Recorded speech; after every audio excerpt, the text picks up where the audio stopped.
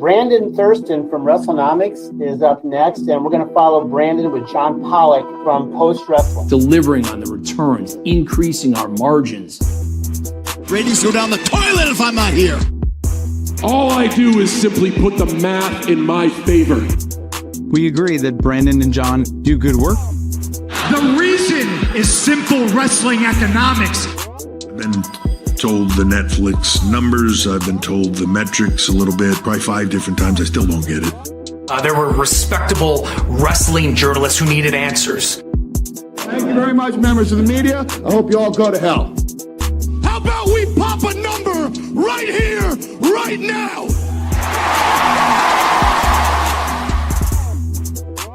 Whole part of the show, man. Welcome to Pollock and Thurston. It's John Pollock and Brandon Thurston here with you on this Wednesday afternoon where we have a lot to break down. TNA Wrestling had a hell of a week. Mm-hmm. TKO had a hell of a week in New York City. They always do. Madison Square Garden. You know what I saw this morning, or I don't know, it was yesterday or whenever they did their Poly Market announcement. Mark and Ari and Dana were all at the stock exchange. They were. Do you want to quickly explain what Poly Market is? No. These are the prediction market, which is sweeping the nation, and you can just bet on anything from when is the next attack in Gaza going to occur. You can make money off of this. Is that really there? Oh yeah, you can make predictions on this type of thing. So, this is the future of our investment strategies and how you can work all the angles of international conflict and also bet on maybe more pedestrian type of outcomes to happen in the world. Like there are competitors to this, right? I've seen Kalshi, is that what it's called? Yes. They I think Poly Market is maybe this is one of Mark Shapiro's two big partnerships that were going to be announced before the end of the year. We've got Poly Market. Who could be next? Rounding out this year. I don't know. The Crown Prince is in the country. We're going to be talking about the Crown Prince because he stopped by the White House, and that meant Jamal Khashoggi was back in the news as well, and very, very measured response from the President of the United States of America. So there you get every. That's your trigger warning, folks. There will be Trump talk later.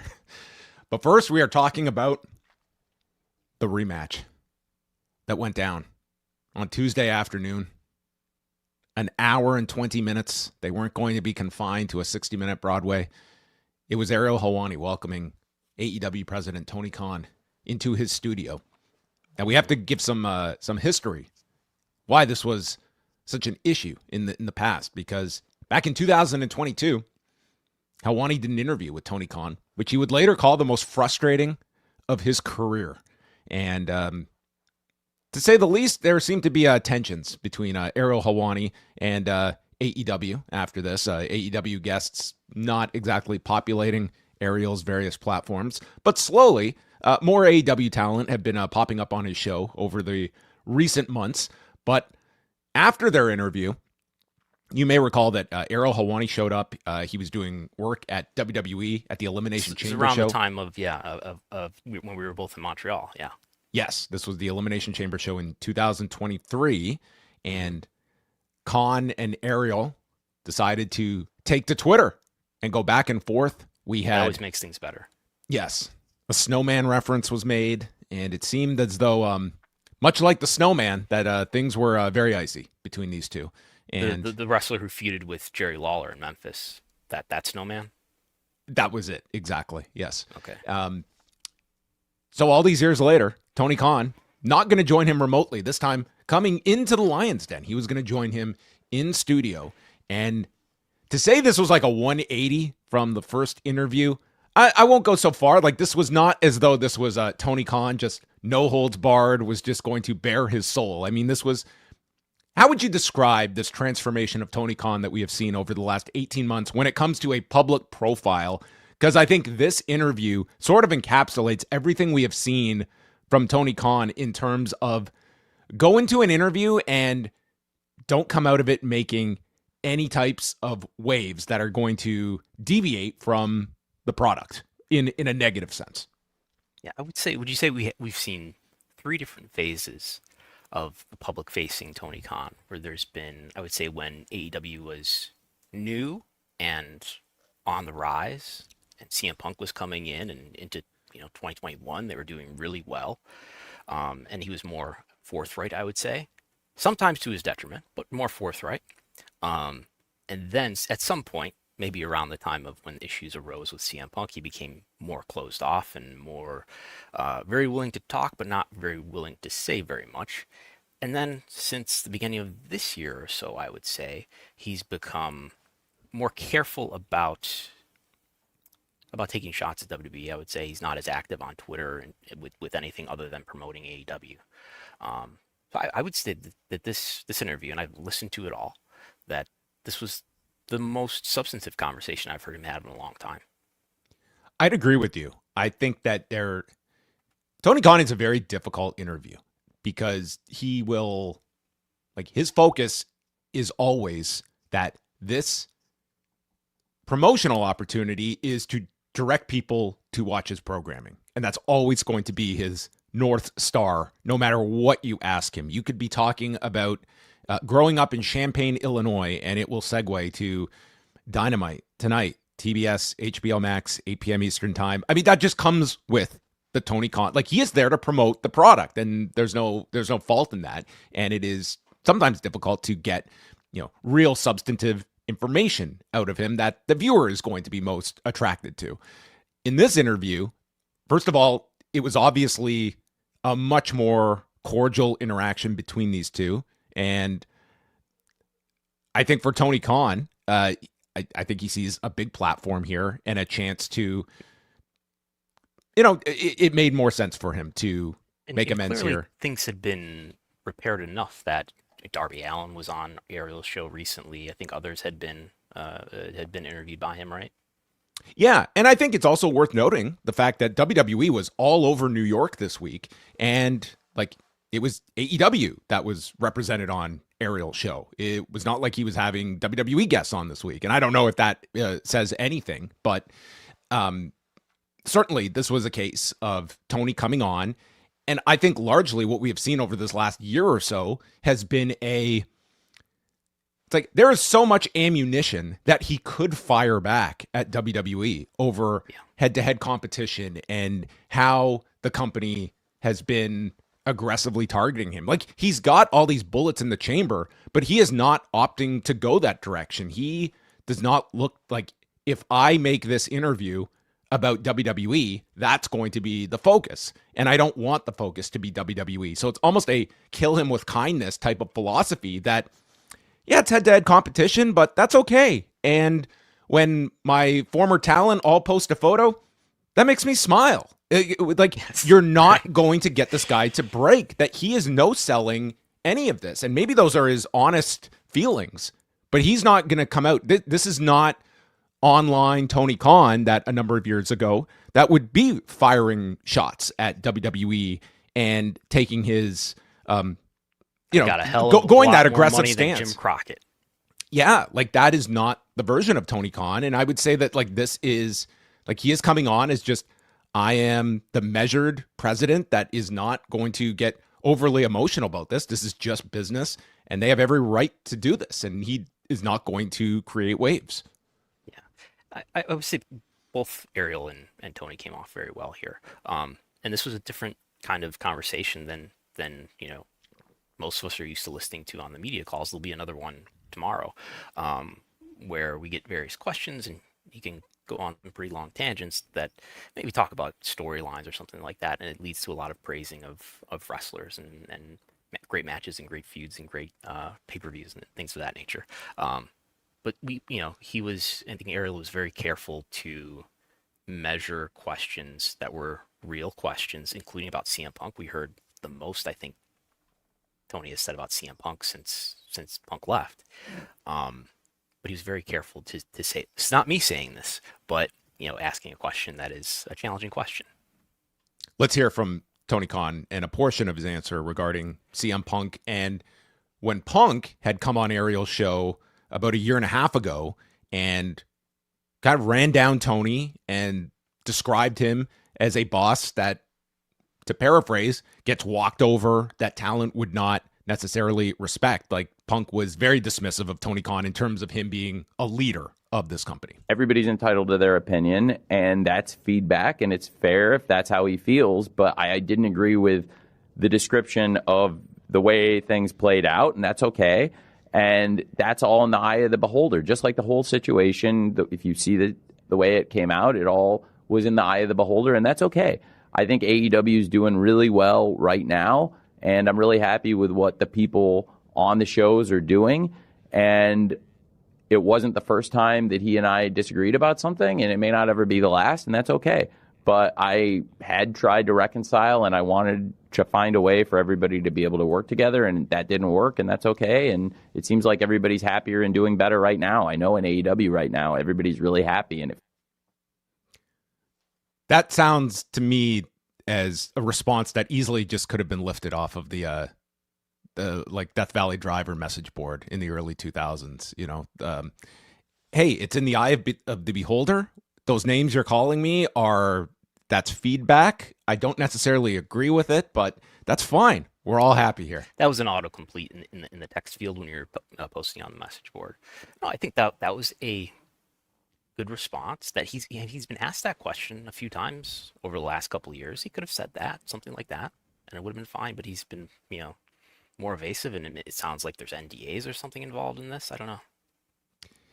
I'll say one thing I will give him here, and there were several of these instances when it came to like contract status and stuff that he was not going to get into with Andrade and Jericho, but largely, like, I think that was the source of a lot of Helwani's frustration in the first interview, was not even entertaining the question. Just, I can't talk about that. I can't talk about that. And as the interview subject, you can have maybe one of those in an interview, but when they're constant, like, you have to give a little. And when you don't, you get what happened 3 years ago, and it's just hitting your head against the wall in an interview.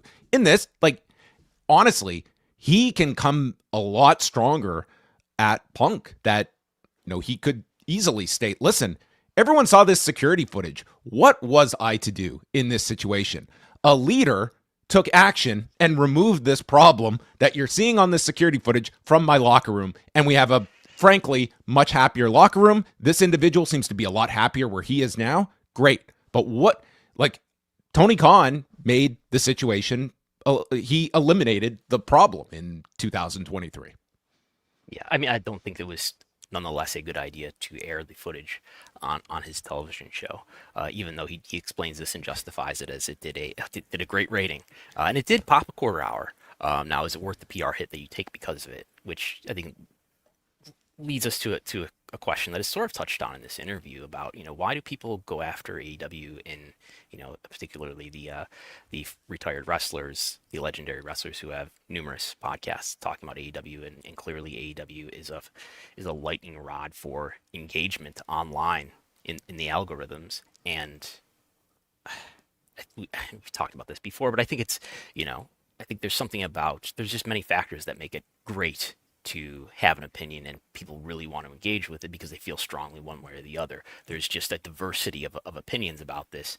And I think when you throw in this sort of, I want to call it like a progressive vision of wrestling that is more about the match quality and gets into the casual fan argument, and it's this alternative flavor of wrestling that the incumbent power in wrestling is opposed to philosophically.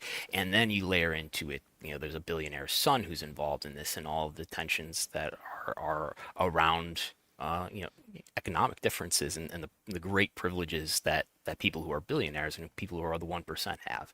And I think all of that just sort of makes for this cocktail of engagement. Yeah, I've given this a lot of thought, because it always comes up that you look at, why this specific pocket just has such a radar on Tony Khan specifically, because it's very rare that you have these same critics that go toward the talent in a large sense. It's like Tony Khan is the embodiment to a lot of these personalities in wrestling, that he represents everything that they had a disdain for, but would largely keep under check. Pro wrestling fan that loves high quality wrestling, read the newsletters, and is somebody that just all these things that it was almost like a mark of shame if you actually watch this stuff for the enjoyment of professional wrestling at its highest level. Like that is, in a lot of like pro wrestling, there is that like thumbing your nose at that type of wrestling fan that is seeking out pro wrestling at the level like a Tony Khan is. Tony Khan is much closer to the ticket paying audience than any of these people are that have not bought a ticket to pro wrestling in decades, if not longer. And I think in terms of personality too, there's something for them to make fun of and to criticize. And he's sort of this microcosm of all that stuff that has been simmering and marinating in wrestling discourse for decades. Plus, when you put algorithms on top of it that reward engagement and reward strong feelings, then you've got a great way to make money. On the head-to-head topic, he was asked about WWE and its counter-programming strategy, which they have somewhat gotten away from of late, but was certainly prevalent throughout the summer months, using NXT, and then going even stronger with WrestlePalooza back in September. I do think it's done on purpose, and I understand it, and it's part of wrestling, and I think we've seen a lot of it, but I think other wrestling promotions that have been the challenger wrestling brand in our lifetime have seen a lot of it. Jim Crockett Promotions, which was the forerunner to WCW, saw a lot of this. And does it frustrate you? I think it's okay because for us, it's always worked out and we're in a great position. So it hasn't ever been a thing where it's cost us anything. And even when you do something like AEW All in Texas, where we do the show in the afternoon, it really worked out for us great. And it was one of the best days in the history of the company. So again, to me, it's an example of, like, I don't know how deeply like thought out this, like a Tony Khan is when he goes into a setting like this. Like, I can believe this guy has his talking points and what he is going to go to. But again, there's a lot of ammunition that he could throw out at them of the fact that, well, if you notice on the calendar, they're not going head to head with us anymore. And the fact is that our September pay-per-view did not take any demonstrable hit that we are aware of against a massive premiere on ESPN for WWE. And that they staged a Saturday night's main event on NBC back in July on the same day as All in Texas. And last I checked, NBC is not bringing back Saturday night's main event, and we will be on pay-per-view this coming Saturday. Yeah, it raises the question whether they had some pushback from their network partners, whether it was NBC Universal or whomever. I mean, it's not something that it would be in anybody's interest to ever confirm. But it does raise the question whether that was, is that affecting the viewership on Saturday night's main event, because you're choosing to go against another wrestling program. Now, it doesn't have as big of an impact on WWE probably as it might on AEW. Although when we're talking about pay-per-view, I think that is a different thing, and that is such a hardcore, that's such a hard shell audience to hurt. But it raises that question about whether any of WWE's partners, when you're putting the NXT PLEs on Peacock against AEW, then it does hurt NXT more than it would a main roster show. So it's, I wonder if you're NBC Universal, why am I allowing you to put on a show that's against another wrestling show that therefore produces a smaller audience for me that's a little bit hard for me to monetize? Why are you insisting on doing this? And like a question that we don't know the answer to is, what was the true performance of WrestlePalooza in September? That here, like, ESPN Unlimited is still in its like very basic rollout phase.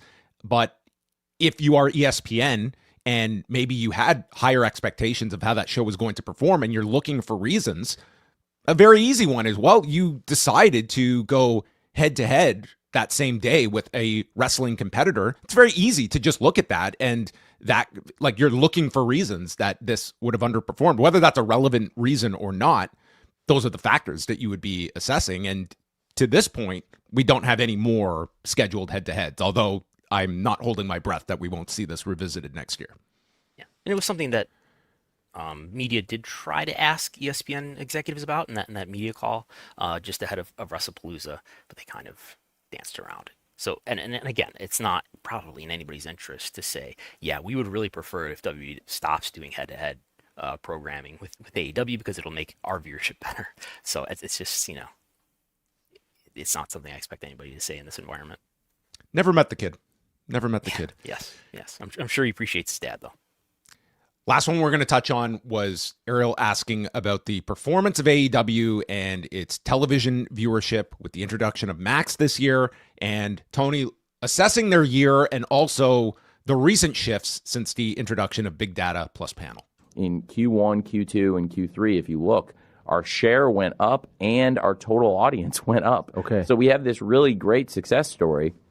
Now, it's interesting because we don't get the same kind of numbers. In Q4, there's been this big change in the Nielsen system. Yes. Which is why it was great to see this huge number we did last week for us, because it was like, well, that's the best number we've done since the change. And so clearly there was a great response to it. But also Collision the previous Saturday had done the best number it had done since the change in this system. So we've really closed the gap. It's kind of like in the pandemic. If you look at where AEW is as a percentage of the WWE shows, this is really one of our strongest runs. And if you look at where WWE is, say the audience of Dynamite compared to SmackDown, for example, or Raw, this is a great time for us. And you would say that along with some of the peak times in AEW, this is right there as 2025 right now, what's happening, that the AEW audience as a percentage of the competition is about as good as it's ever been. And with the streaming audience, like I said at the start of the year, I wasn't sure if the cable audience, where they would go. And actually with the cable audience at the start of the year and then again as the year went on grew. So that was pretty exciting. And so from the first 3 quarters, that's the case. And now they track the data differently. So we'll see how this goes. But we're in the 4th quarter. And so far, it's been this awesome year. So if I go to chat BT being Brandon Thurston, please tell me how that answer correlates with your understanding of how the numbers have fared this year and as a percentage of, well, we should basically talk about SmackDown viewership. Yeah. Now, Blood and Guts did do a really strong rating relative to recent weeks, most recently. This was a 600,000 viewers and a 0.15 last Wednesday. Yes. But I thought it was interesting that he's thinking about this in terms of percentage of WWE. So I put together a chart here, and I chose to use a moving average because that gives us a cleaner look rather than changing over week to week. So this is a moving 3-month average that we're looking at here for people watching in video. And we do see an increase in, this is Dynamite as a percentage of these WWE programs. And like so many of these TV ratings comparisons now, it's all complicated and made a mess of by the network changes, by Dynamite being simulcast now on Max. We don't know how many people are watching on Max. SmackDown moving from Fox to USA. But now the key comparison here for this type of conversation is SmackDown on USA. And I don't know, since the big data change, there is this, positive slope forward for Dynamite in this comparison here. Now he does say that he gives you the impression that this is the best Dynamite has been doing as a percentage of the W programs as it's ever been. That's definitely not true. We could go back to late 2021, which is pretty much indisputably this is kind of like the peak period after Punk has come in, Danielson has come in. Like September 2021 is probably like the high point where they were flirting with Raw's 18 to 49 audience. And exactly. In the demo, they beat Raw in a few weeks. Now, I'm not looking at the demo here. This is just total viewership, but the trends are going to be the same. And the peak was, again, that late period of 2021, and there are some other spikes here in the late period of 2022 against Raw. Notably, this is when Raw is going against Monday Night Football, so Monday Night Football is impacting Raw's rating. So it is on a positive trend. That is true. You can draw up a positive straight line up and to the right here for Dynamite against SmackDown now that it's been on USA for most of this little over 1 year stretch.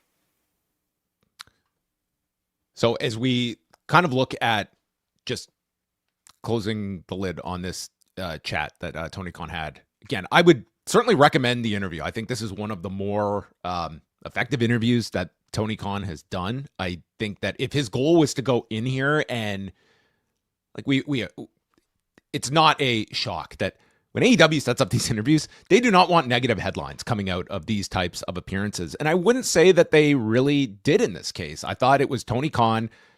I thought both people realized that the last one was a disaster. And the reason we're doing this is like each is going to meet the other in the middle to have more of a conversation. And I think it probably helped that it was also done in person as well. And Tony Khan gave him a lot of time. Like, I would say this is probably one of the longer interviews we have heard with Tony Khan in a one-on-one setting.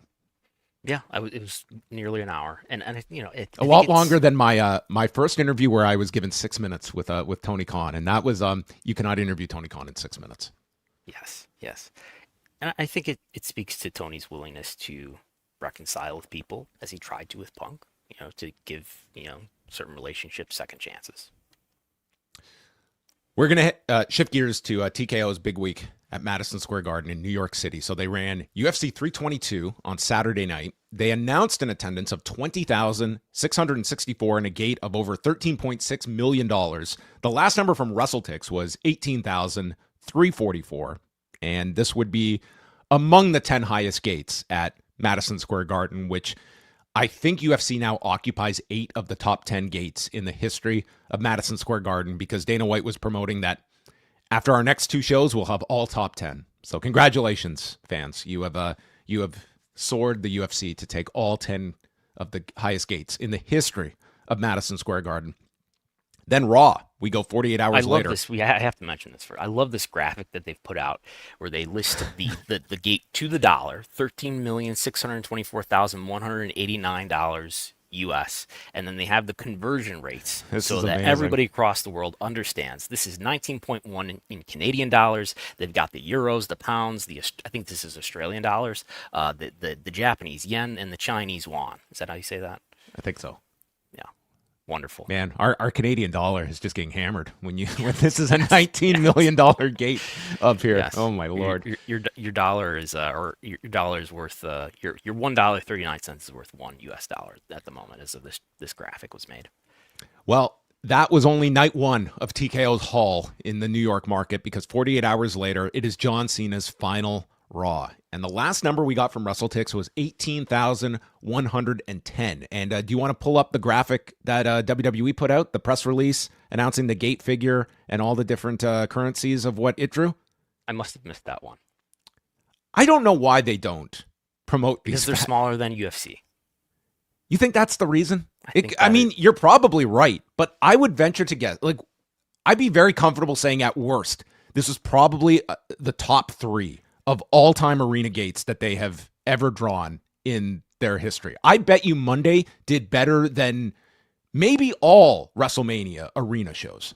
So WrestleTix lists this cheapest ticket as $177. So minimum gate, we're talking, let's say, I don't know, 17,000 tickets were actually sold. We've got a $3 million gate. And that would be a record, a new arena record, non-stadium record a few years ago, but they've broken that a few times, including the highest known arena gate that we know of, I believe, is $4.8 million for the Raw Netflix debut. So, I mean, and again, this is the cheapest gate that I'm putting a minimum here. It was likely among the biggest arena gates that W has ever done. Which is quite the number that they accumulated here, and God knows what I want to know the final total of Cena merchandise in 2025. Yes, we'll put a request for comment in for that. And then Tuesday night they did the NXT Gold Rush show at the theater in New York City with just under 3,000 according to WrestleTix. So those are their 3 nights in New York City. Very profitable one for TKO. And AEW is in basically the same market this weekend, because the annual Full Gear event takes place at the Prudential Center in Newark with 8,331 tickets out. WrestleTix reporting last year the number was 10,094. So I get there's a shot of them outdoing last year's number in these final days. And yes, Tony Khan will hold a media call Thursday. Yes. And maybe expect coverage of it on Wrestlenomics.com. Yes. If you get through, will you ask about AEW's future in Saudi Arabia? Maybe that was discussed here. We glossed over that. Here's Tony Khan, and And I think a question he was not expecting. I do believe off the top of my head, the only major combat sports entity right now that does not have any sort of business relationship with Saudi Arabia. Is there any particular reason for that? I can't speak to that. I'm not sure. I didn't realize that. But it's interesting. And no, I think AEW, we've got great partnerships. We work with probably some of the same media partners you do. But no, I'm not sure why that would be. But just a coincidence. I guess it would. Okay. Yeah, but it's interesting. I never thought of it like that till you said it. Okay. So if the GEA called today, you'd say, yeah, let's make a deal. I mean, Tony Khan is not, he's been very careful. He is not going to put any kind of, any kind of moral barrier in front of AEW. Although the second they strike a deal, man, will that Britt Baker clip be airing, the blood money clip that she once uttered on AEW programming. Oh, she did? I don't remember that. Yeah, she referred to the Saudi blood money, well, I think. So, well, she'll have to apologize for that.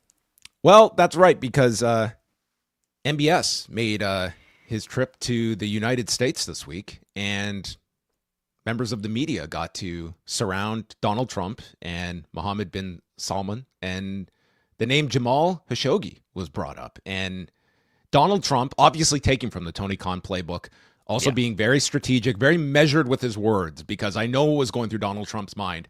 However you answer this question, let's not make negative headlines. And Your Royal Highness, the U.S. intelligence concluded that you orchestrated the brutal murder of a journalist. As far as this gentleman is concerned, he's done a phenomenal job. You're mentioning somebody that was extremely controversial. A lot of people didn't like that gentleman that you're talking about. Whether you like him or didn't like him, things happen. But he knew nothing about it, and we can leave it at that. You don't have to embarrass our guest by asking a question like that. Just you ask, Mr. President, if you allow me to answer. About the journalists, it's really painful to hear, anyone that been losing his life for, no real purpose or not in a legal way, and it's been painful for us in Saudi Arabia. We've did all the right steps of investigation, etc., in Saudi Arabia, and we've improved our system to be sure that nothing happened like that, and it's painful and it's a huge mistake, and we are doing our best that this doesn't happen again.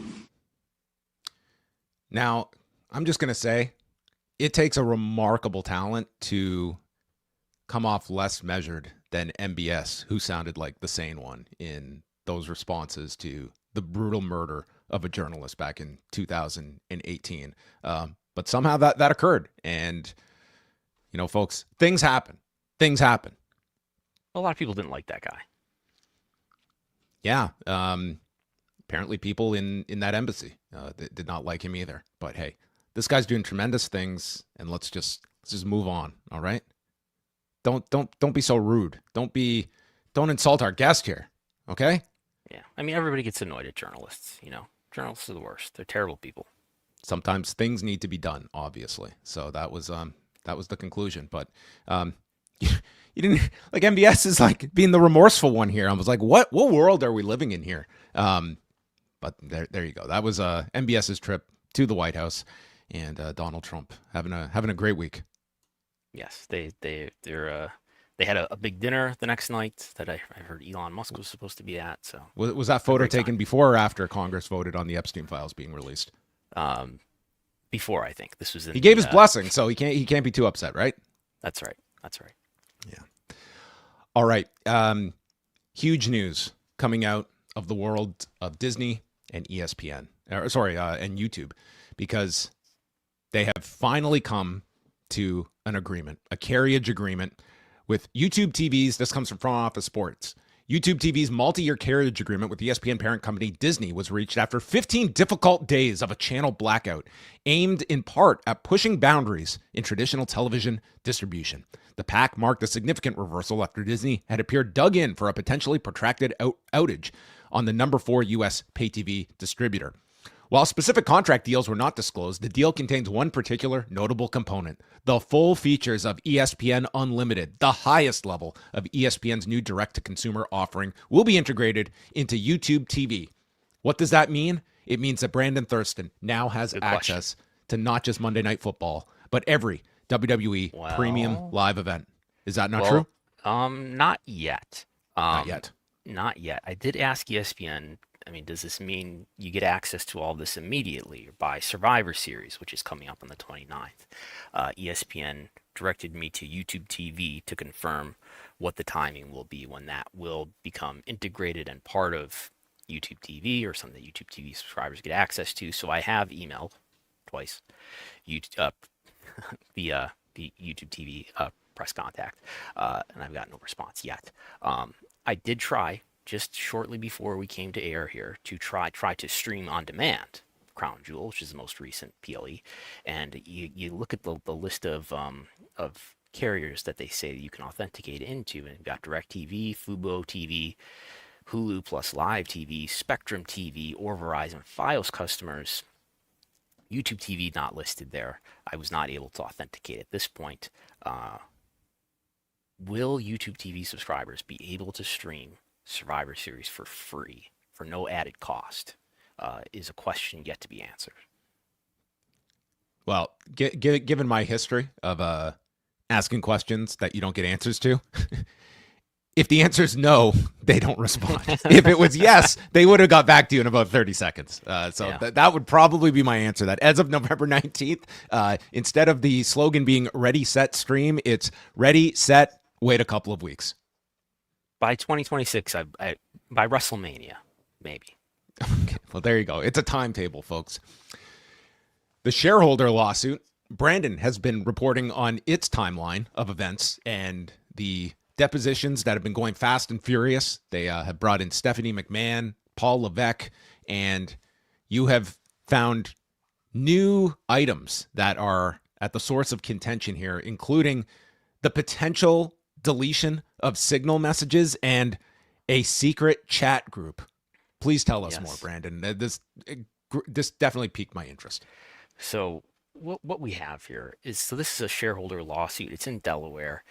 Many of the filings for this case are sealed, and then sometimes later, if there are filings under seal, they end up publishing a public version of them. So anyway, we've got partial filings related to what's going on here. Anyway, there's litigation happening between the two sides of attorneys about messages that were sent over Signal regarding the merger, or just among these people in a given time frame, which is they're collecting discovery here, right? The plaintiffs are now into this discovery phase where they want all sorts of communications between a certain time frame from people like Vince McMahon, Stephanie McMahon, Paul Levesque, Nick Khan, Ari Emanuel, etc.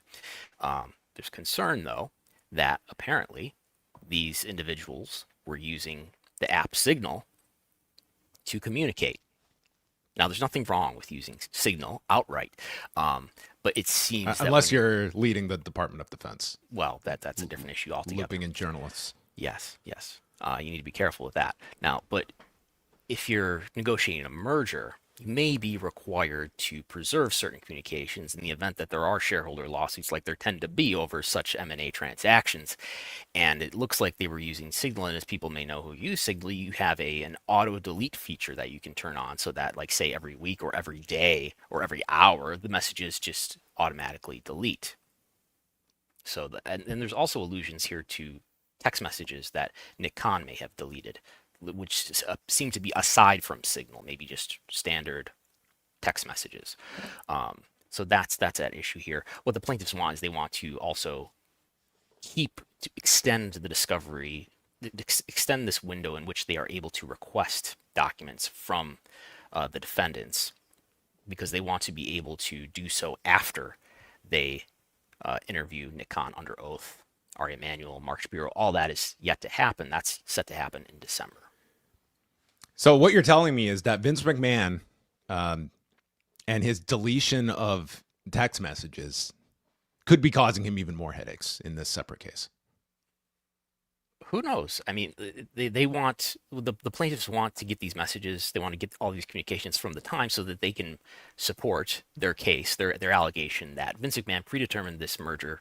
He decided ahead of time that he was only going to make a deal with Endeavor, and he just pretended to negotiate with everybody else because they knew everybody else was not going to allow him to stay because of the sexual misconduct allegations against him, which he denies, and that only Ari Emanuel was going to allow him to stay.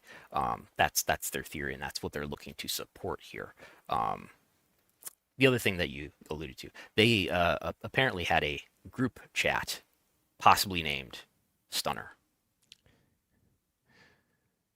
Can't write this stuff. This is in the so they've asked the plaintiffs have asked the defendants to go back and investigate whether there were any such group chats, possibly with the code name Stunner, and try to gather records from any devices belonging to people such as Pollock, Nick Khan, and Brad Blum is introduced here.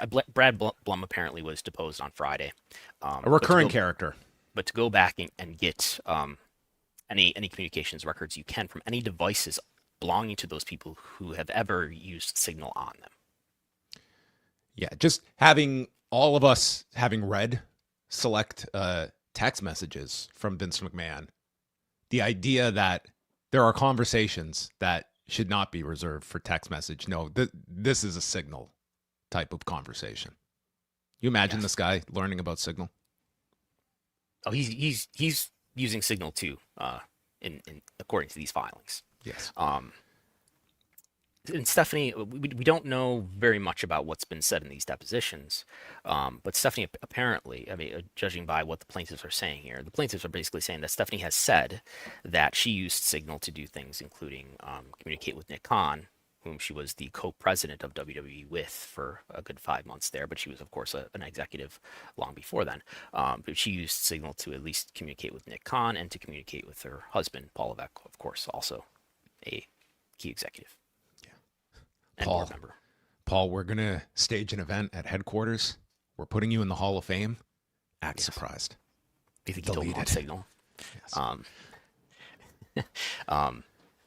So I forgot what I was going to say. So they're trying to get all of that information. And the defendants, there's two sets of defendants, you might think. There's Vince, who has one set of attorneys, and there's all of the other defendants, who are Nick Khan, Paul Levesque, George Barros, and Michelle Wilson. They're defendants because they were board members at the time. Stephanie is not a defendant. I take it because she left the board and the company immediately upon Vince's forced return, as you may remember. But all of those board members allegedly went along with Vince's scheme. But even with the timeline of Stephanie being technically out of the company, she still may have been part of some of these conversations. Right. There may be records, and she's purportedly a witness to the case that the shareholders are making. Just wrapping up on the TKO front, they also announced this week the completion of its accelerated share repurchase program to repurchase $800 million of its outstanding Class A common stock. And they stated as well that the company paid $800 million to Morgan Stanley & Company and received an initial delivery of over 3.1 million shares of Class A common stock. The agreement period ended November 17th, and the company received an additional 1,053,960 shares as final settlement of the agreement. What is an accelerated share repurchase and commencement trading plan? Can you explain that to me? It's dropping a ton of cash for the remaining outlining stock. It's when a company buys its own stock, which reduces the supply of the stock, which increases the demand for the stock, which increases the price of the stock. TKO shares up 2% today. Let's see, where are they on the last 5 days? Oh, they're up 4.5%. Well, this market is not doing quite as well over the same period of time. So a great time, as it often has been, to be a TKO shareholder, and you've also gotten your dividend doubled recently. What does this mean for Dwayne Johnson? That's the question. It means his stock is more valuable. It means he's getting doubled the dividends that he was promised to get at the beginning of his ownership of TKO shares. He's being compensated heavily with TKO shares. He's getting an installment every month of shares for his service on another board. He is a TKO board member. On a side note, there's a New York Times profile on Matt Bellany from the town, and there is like a paragraph just eviscerating Dwayne Johnson. It is quite the read if you want to check that out. All right, it's time to move on over to your favorite three letters, TNA. What a week they had. And I include Brandon's reporting last week because that will work its way into this discussion. When you reported Bound for Glory's attendance after you secured the records from the Tsongas Center in Lowell, Massachusetts. And then got last on week's episode for more about that. Yes, we went through all of that. Ross Foreman, who is their head of PR, gave Brandon a statement. And then they go into their return because after Bound for Glory, their big night at Lowell's Tsongas Center, they took 4 weeks off. But they were back for 3 consecutive nights at Full Sail University. The demand was high. What was TNA going to come out of the gates and do? Well, on the first night, they after the long-awaited coronation of Mike Santana at Bound for Glory, they took the title off him in a spectacular fashion and then decided, man, do we have an angle to work. We're going to present that Mike Santana is so fed up with this company that we're going to work a Mike Santana walkout. So they had him no-show the meet and greet afterwards because nothing is going to get over the storyline like upsetting 40 TNA diehards in Orlando. That's the way to go about things. Then the next day, PW Insider reports that Mike Santana has not arrived at Full Sail. Call time was an hour ago. He's not responding to their calls or text messages. Mike, where are you? Now, let's set aside the fact that the day prior, Mike Santana had noted that he had just reached 1,000 days of sobriety, and now this man has gone missing. Let's just put that aside as any kind of bad taste, because the stupidity outweighs the taste of all of this. Then, several hours later, PW Insider does report that he is now backstage, and Fightful Sean Ross Sapp chimes in, stating, quote, "The Mike Santana news about him not answering calls is a work. The same official at TNA tried to feed that to us and provided it elsewhere. Normally we wouldn't blast something like that, but this is the first time someone in an official capacity reached out and provided us a worked angle in an effort to specifically work our audience." We'll elaborate more on that this weekend. Utter insanity that they attempted to do this. So after all of this, going to these lengths to try and pull the wool over everyone's eyes, the payoff, we go into Turning Point on Friday night. No Mike Santana. The announcers, where's Mike Santana? Steve Macklin's going to go it alone tonight against Nick Nemeth and Frankie Kazarian. And then several minutes into the match, a car pulls up outside Full Sail, and you would not guess who gets out of the driver's seat. It is Mike Santana to the rescue, wrapping up his arm, and in he goes and proceeds to pin Frankie Kazarian, thus ending one of the stupidest ideas that TNA has had in quite some time, really bringing us back to some of the highs or lows, you would argue, in its Spike TV heyday. So they decide, again, someone in an official capacity that goes out of their way. What does that mean, official capacity? Does that mean this came from a PR representative? Does that mean this came from an executive? It means that, to me, it's not just like it was some random person on the TNA roster that's just coming here. This wasn't a rumor that somebody who wasn't sure about it or who isn't an official. It's not something that was just slid by talent, it sounds like. So we don't know who this individual was. They did not reach out to Uri, I don't believe. No, they weren't contacting Brandon Thurston. They didn't try to feed this to me. Mike who? I don't care. I know who Mike Santana is. I was on a couple shows with him. Yeah. Yes, that's true. So here is where I tie it in. And there is more that we'll get into here, because then they outdid themselves on Saturday. But on Friday, at least, so they try throughout the day to convince you that their top star is pissed off like you, the fan base, was on Thursday night. So let's really make this feel legitimate so that when he shows up midway through a nondescript tag match main event, boy, did we get them. Boy, did we work that audience. And this is like, your idea of trying to work the media is just, to me, you are going to desperate means. And the other side of that, again, ties into our conversation we had last week, because when you report how many tickets were sold for Bound for Glory, and then it's in grand disparity to the number announced by TNA, and a Ross Foreman comes and explains, you're not getting the whole picture. There's this and this and this. I'm sorry, but by you being attached now to this company that's trying to go work the media, when it comes to a story like this, I'm sorry, I'm not putting a whole ton of credence in whatever TNA is stating, because you have mortgaged that credibility to me when you are trying to work your angles, and that is your level of association with the media, of how little you think of them, that we can just work our silly little angles that had zero payoff to it. And it just means that whatever you say on the record, I'm going to be skeptical of. Yeah, it's jeopardizing your credibility. And for what? Like, what was the grand, like, what was the transaction if you're TNA? What did you get in response for this? Being around like an angle no one talked about, and they just laughed at you. That was the public's response, was laughing at TNA, of the people that actually bought this show. Now, I haven't been around the people who likely made this decision, but just being around wrestling for decades, it's so easy to imagine this idea coming to the table and apparently being approved. That what if we work everybody, and then it'll be such a big deal. Everybody will be talking about it.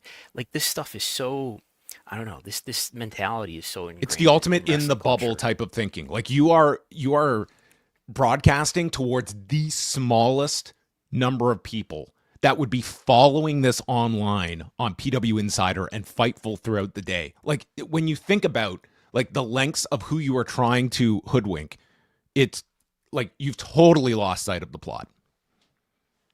Is there a line somewhere before this? I don't know about this situation in particular, where it is okay. Like, there's something to unpack here, and like, people don't want to be worked to this extent, but I don't know.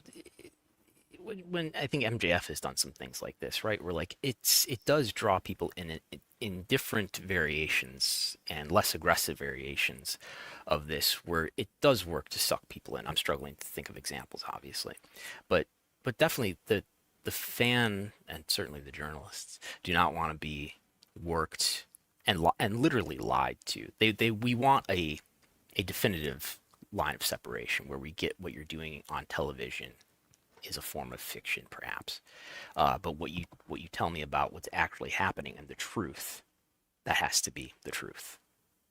I think it comes down to how much, again, it is in a bubble. If you're TNA, of course, you're trying to think of any means to get your stories over, because, you know, if fans buy in, the idea is that it will connect on a higher level.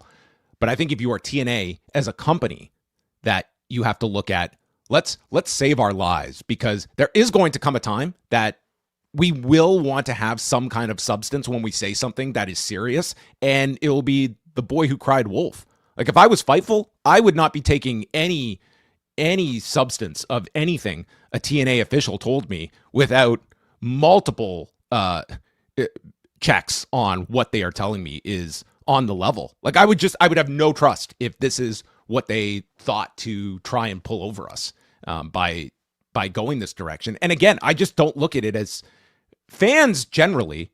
I think if you can surprise them, like the Seth Rollins deal or something like that, I think they enjoy that type of thing. But again, it's like, did this add one buy to Turning Point? The Seth If Rollins anything, thing is an example of that, isn't it? It is one where they tried to get out the information that this was legitimate, but fortunately the real information got out too. One obvious problem with this is that you had him no-show a meet and greet as part of this work, right? Where paying fans didn't get what they were hoping for, or didn't get what they paid for, perhaps. I don't know how this meet and greet worked out, but you're advertising something and then taking it away for the sake of your, yeah. You either cost yourself money or you disappointed fans by whatever. They paid to see Mike Santana and you inserted somebody else that they did not pay to meet after the show, for instance. Like, there's no gain to doing something like that. Yeah.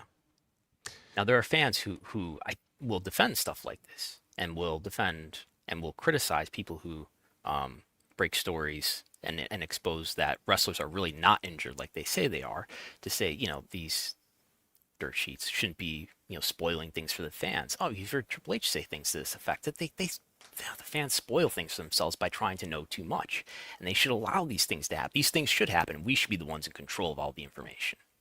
I'm paraphrasing.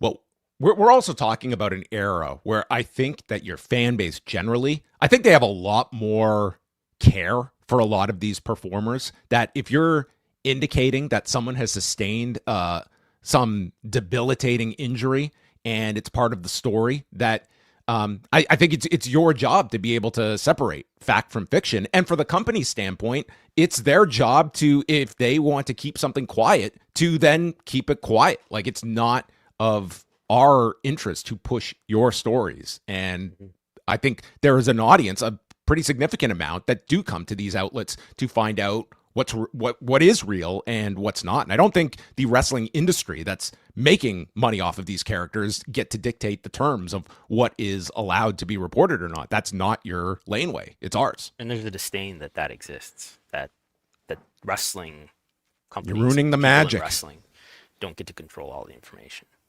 Yeah, because there's certainly a tradition decades ago where they did control all the information. And I would say there's a lot more thought that goes into this than is actually realized in terms of these surprises that generate the same reaction. Like, did Seth Rollins get any less of a reaction at SummerSlam because that news was out in advance? I don't think so. And if anything, like, the story of X, Y, or Z is teased for showing up as a surprise, I think that's only going to enhance interest to actually tune in if you think you're getting something like that. That I don't think any of this actually impacts business. I think it's an obsession that the wrestling business generally has about being in control and having one leg up on your audience, that you are the ones manipulating the audience and not vice versa. It's a longing for the way that things used to be better. Well, you would think that would be enough for TNA, but then they capped off their weekend Saturday by throwing out fan Jacob Cohen. Saturday night, just to let everyone know, I've been asked by TNA management to leave the show tonight. There was a belief that I was filming the show. I showed them that I was not. They returned and asked me to leave anyways. Wasn't allowed to talk to anyone further, so that's all for me for tonight. Added bonus, I was told I would not be receiving a refund. Now, in TNA's defense, they have reached out to Jacob Cohen, and on Monday he said that he spoke to TNA officials. Again, unnamed officials. Don't know if this has anything to do with other stories. They apologize for what happened and have taken a few steps to remedy the situation so issues like this don't occur in the future. It's easy to make a mistake. Yes, the mistake of, hey, you're filming this show. He shows them their phone. No, I am not. And they still throw him out. I appreciate them taking the steps to fix it. I also want to thank everyone who reached out to me. Just a disaster of 3 nights, I feel, for TNA. So for people who don't know, it's Jacob Cohen on Twitter. Goes to all the Florida shows, a regular at NXT shows, regular at TNA shows, and he would go to tapings and would usually post like, and he spoils the events. He doesn't even spoil them though. He would post like the match that was occurring, but wouldn't include the finish or the results. For instance, like he would put up, Jake something versus Mance Warner. As he's not letting the wrestling company control all the information. Which again, to me, you buy a ticket to a show, unless they could confiscate all these phones at the door. Like WWE does that for these comedy shows and roasts. Like you can then incur that expense if you want to do that. But if you're selling tickets, everyone's within their right to take photos, and you can post. Like they have no aversion to showing all of their followers on social media and all the engagement they get. You don't get to control that information. You're selling a ticket, and people are free to, like, he wasn't filming anything. To me, he was not breaking any terms, but this only added to an already bad weekend of PR for TNA. And it was more so surprising because this stuff used to be a lot more common with TNA, and of this kind of run of TNA, like they have received a lot more positive fan response and PR than not. And this past week, it really did, to me, put TNA, cast them in a very negative light. I think the solution that we need maybe for every fan who attends a wrestling show, they need to sign an NDA so that none of this information can get out. More NDAs, I think, is I mean, wrestling is going in the right direction in that regards, but even more NDAs. What if they had an early call time for all fans so they could go over chants in advance? They could rehearse all the chants that are allowed. Yes. Yes. There's levels to becoming a fan. You have to agree to items 1 through 10. This is how you act as a fan that is paying us money. Yes. That's how it works. Also reported this week, this was actually some good news for TNA. John Elba reporting that TNA's media rights. Wait a minute. There is one seemingly good news story here. Yes, it turns out Impact is officially going to be streamed on Jacob Cohen's phone. No, he is. TNA's media rights future has been a major talking point in the wrestling industry over the course of the past 6 months and detailed on a potential timeline for a deal. High-ranking television industry sources have indicated to the Takedown on SI that there is an expectation that TNA will announce a new media rights deal by the end of 2025, if not sooner. SI reached out to TNA officials about when an expected deal would be announced, and they said there are no further updates. Carlos Silva, where's the... they had specifically mentioned... AMC as a potential landing spot, which would be a new potential bidder for TNA's rights. I mean, we've heard A&E thrown around, CW, and it would seem like there's certainly multiple interest levels in TNA. AMC. John Elba's report says that they've learned that television industry sources, another network with no current W ties, has been pursuing TNA's media rights, indicating that AMC has emerged as a potential landing spot for TNA. Yes. So, I mean, the year is winding down. We got like 5 weeks left. So we will see if TNA gets a better spot. Is AMC a significant upgrade to Access TV, not taking into account whatever the financials of such a deal would be? Yes, it would be. Do you get AMC? Networks? Probably. I would have to check. Probably. That's my gauge. This is the home of Mad Men. Come on. So it is a pretty widely covered cable channel. AMC Networks is publicly traded, so we do know as of last December they were in, I believe it is 60 million homes, 61 million homes. So they're no doubt in less now, but ESPN. Disney disclosed that ESPN is in, I believe, 61 million homes. So ESPN is going to be a network that is standard. It's going to be about as widely covered as possible. So it's up there, maybe a few million less than the most widely carried cable channels, but it would be probably double the coverage of Access TV, which is in probably like a third, maybe close to a quarter of U.S. households. This would double that. Wrestle Kingdom 20 has sold out its allotment of tickets. They have not attached a number to this, but typical for the Wrestle Kingdom setup is about 40,000 people, which they did sell out for the first night in 2020. They stated that with the retirement of the legendary Hiroshi Tanahashi and the pro wrestling debut of Olympic judo gold medalist Aaron Wolf, Wrestle Kingdom 20 set a record pace when tickets went on sale in October. On November 16th, 7 weeks in advance of the event, it was official. It was announced that Wrestle Kingdom 20 is officially sold out of its configuration in the Tokyo Dome, making it the best-selling event in the 20-year history of Wrestle Kingdom. Work is currently being undertaken to add more seats to the outfield area and floor of the Tokyo Dome, and announcements will be made soon about limited extra seating.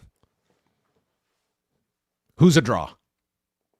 Retirement, and Tanahashi's retirement specifically. And maybe Aaron Wolf. Aaron Wolf maybe can lay claim to a portion of this, but yes, this is the Tanahashi retirement leading the way. That this is going to be one of the most successful New Japan shows in years, and is probably going to prop up their entire quarter, which you just got a rundown of the third quarter results for New Japan. Or for Bushiroad, rather, which encompasses New Japan and Stardom in its sports division. Right. So this is, this division overall is not growing, and that's largely because of New Japan. What's in this division? I believe it's just New Japan and Stardom at this point now. Of Bushiroad's entire company, the sports division is a pretty small minority. There's a lot of other things, entertainment and anime things that I don't understand, but. So they reported last week what is to a calendar the third quarter. They have a fiscal year, which I won't get into.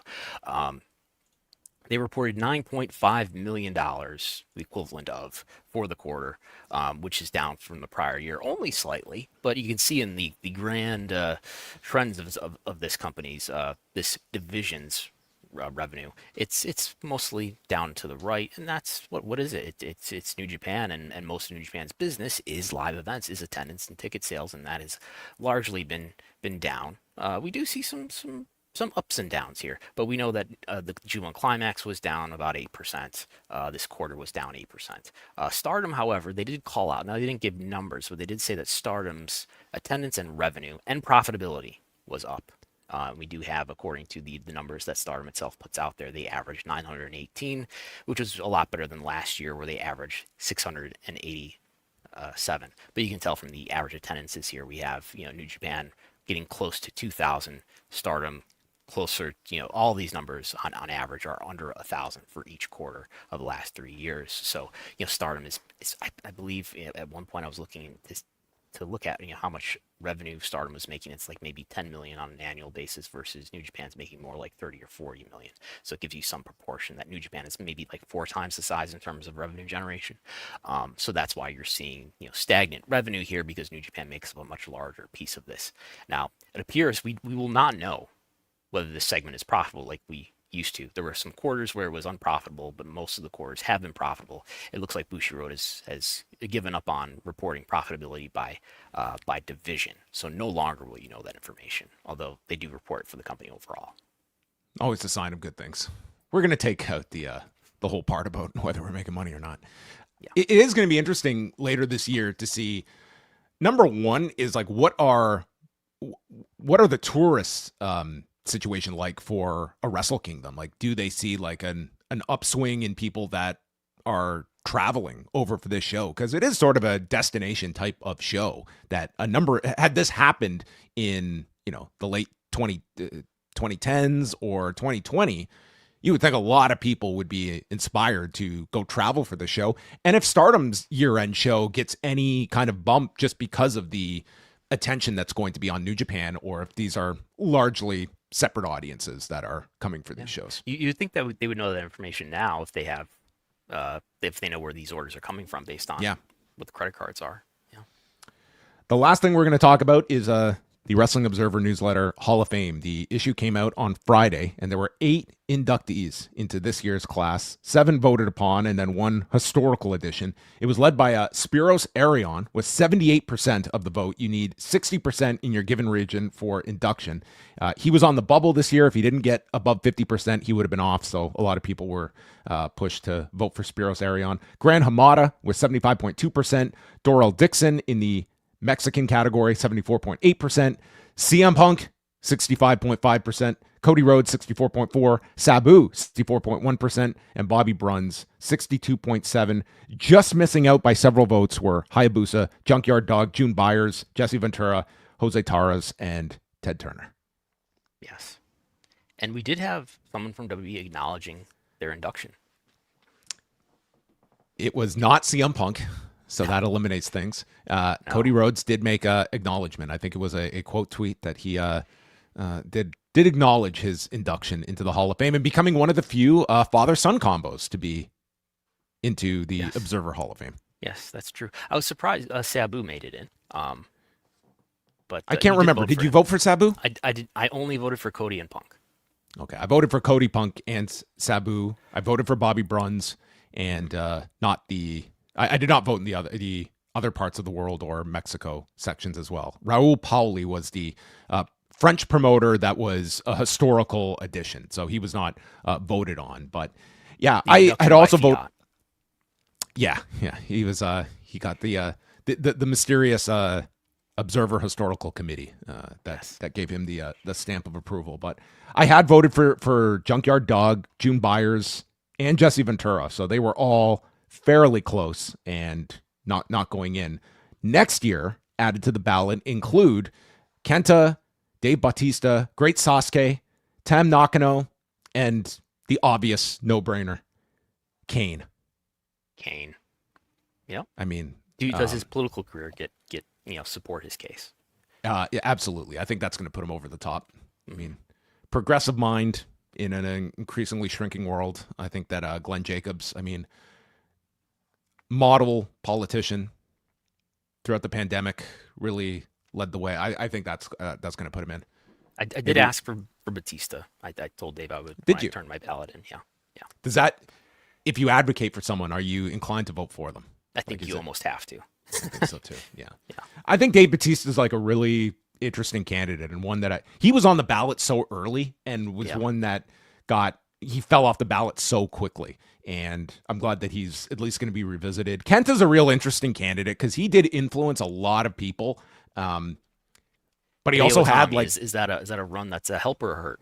It hurts. Like the WWE stuff hurts. The New Japan run, I think, hurts. He didn't do anything special. He's definitely having a revival this year in Noah, but it's going to be the influence and obviously his work in Noah pre-WWE that is going to be. And there's certainly a case for Kenta. Like, he influenced a lot of people, as you can see from, the 2000s and what got borrowed or outright stolen from him. The GTS, yeah.